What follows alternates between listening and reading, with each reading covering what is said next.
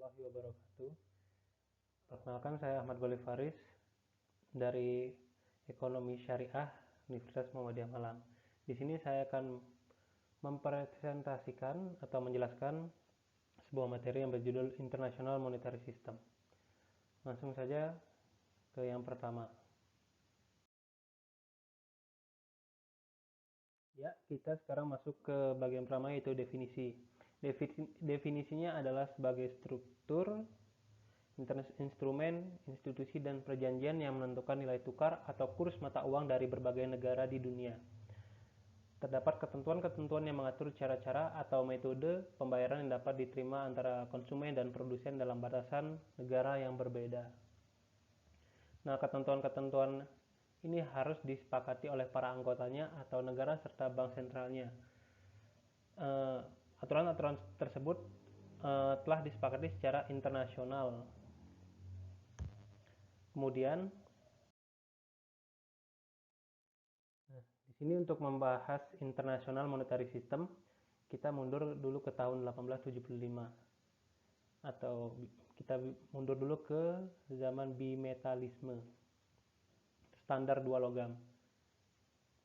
Nah, di sini definisi adalah suatu ganda dalam mata uang bebas yang digunakan baik untuk emas dan perak. Kemudian menggunakan emas dan perak sebagai sarana pembayaran internasional dan kurs antara mata uang ditentukan oleh kandungan emas atau perak.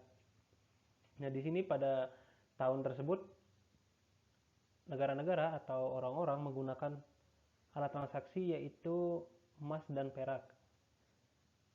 Namun ada juga yang menggunakan tembaga dan sebagainya. Nah, di sini ada setiap negara mempunyai standar yang berbeda-beda pada masa itu. Selanjutnya kita masuk ke tahun 1875 sampai 1914 yang disebut standar emas klasik. Singkatnya, sejarahnya seperti ini. Inggris pada abad tersebut mendominasi bidang manufaktur atau industri dan menjadi produsen utama dari sekitar setengah cadangan besi dan batu bara skala global. Kemudian terjadinya revolusi industri. Pada saat itu, Inggris juga mampu membiayai sekitar 60% kredit jangka pendek dari seluruh transaksi perdagangan global. Nah, pada masa itu, Inggris menetapkan nilai pound sterling dengan emas. Nah, karena semakin pesatnya perdagangan menambah kepercayaan penggunaan emas pada saat itu.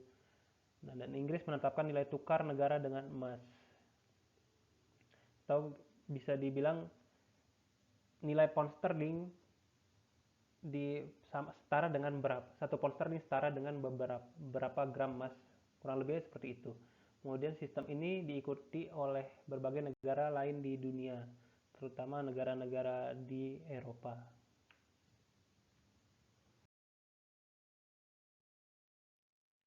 Kemudian masuk ke tahun 1915 sampai 1944, itu Perang Dunia. Nah, pada saat ini negara-negara Eropa mengalami krisis. Kemudian adanya Great Depression di Amerika, posisi pound sterling semakin lemah, dan Inggris meninggalkan standar emasnya pada saat itu. Pada saat itu standar emas hancur dan mulai ditinggalkan. Efek Perang Dunia, banyaknya pengangguran. Kemudian kecenderungan negara melakukan devaluasi untuk menjaga daya saing perdagangan.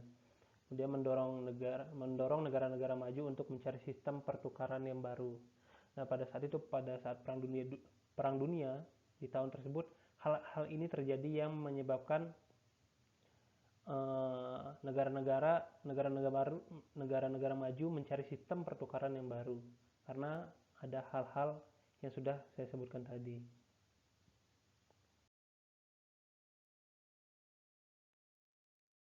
Kemudian pada saat itu, karena hal-hal yang sebelumnya saya jelaskan, maka terjadilah namanya perjanjian Bretton Woods pada tahun 1945 sampai 1972. Nah, Juli 1944 di Bretton Woods, Hampshire, Amerika Serikat, diadakan konferensi yang melibatkan lebih dari 700 perwakilan dari 45 negara, diprakasai oleh Amerika Serikat dan Inggris. Secara ringkas, rezim Bretton Woods memiliki 3 poin utama meliputi metode nilai tukar tetap, US dollar atau dolar menggantikan standar emas dan menjadi mata uang cadangan utama. Kemudian pembentukan 3 badan internasional yang menaungi aktivitas perekonomian global secara menyeluruh, yaitu International Development yang sekarang disebut World Bank dan General Agreements on Tariff and Trade yang sekarang menjadi World Trade Organization atau WTO.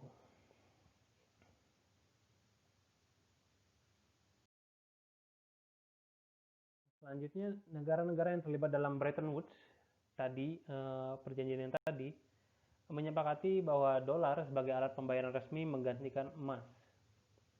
Kemudian Amerika Serikat menjadi negara dengan cadangan emas terbesar, nyaris 3/4 dari seluruh cadangan di muka bumi. Kemudian nilai dolar menjadi lebih dominan dibandingkan mata uang lainnya. Permintaan terhadap dolar pun melonjak.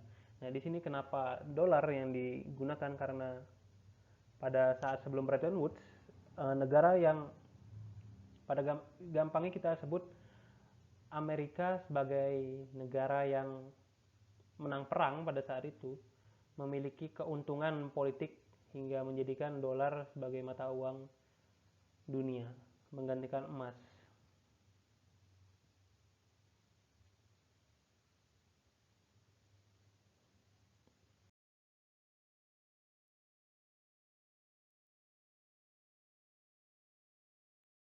Nah, jelang tahun 1970, sejumlah negara mengalami defisit perdagangan akibat nilai dolar yang terlampau tinggi ketimbang emas.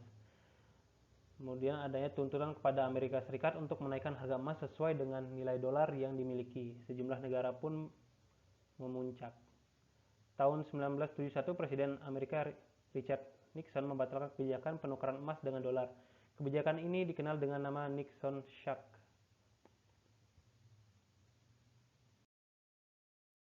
Selanjutnya setelah Bretton Woods, yaitu tahun 1973 sampai sekarang, atau disebut nilai tukar fleksibel.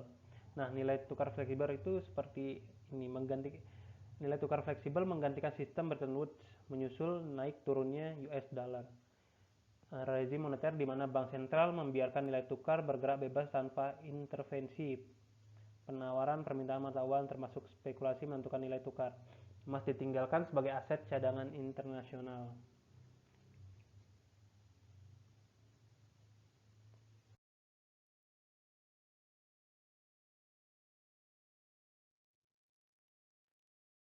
Nah, selanjutnya di sini adalah fluktuasi nilai mata uang. Untuk menjelaskan slide sebelumnya, yaitu merupakan hukum ekonomi, yaitu supply dan demand, di mana jika